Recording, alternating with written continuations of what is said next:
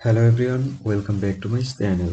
And today in this video I would like to show you how to shortcut folder in your laptop. So let's begin our video.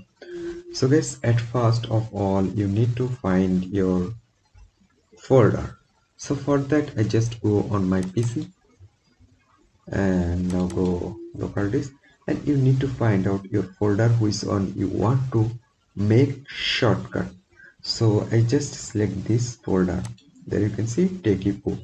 I want to make this folder shortcut. So for that, just select like this. You just need to select folder like this and then right click on your mouse, and then you can get this shortcut option, create shortcut. So just select this, then you need to confirm it, yes. So that's it. Now you can see this folder already shortcut in your home page, your laptop. So guys, in this way you can create a folder shortcut in your laptop or PC. So hope guys this video can help you. Don't forget to like and subscribe my channel. Thank you everyone for watching this video.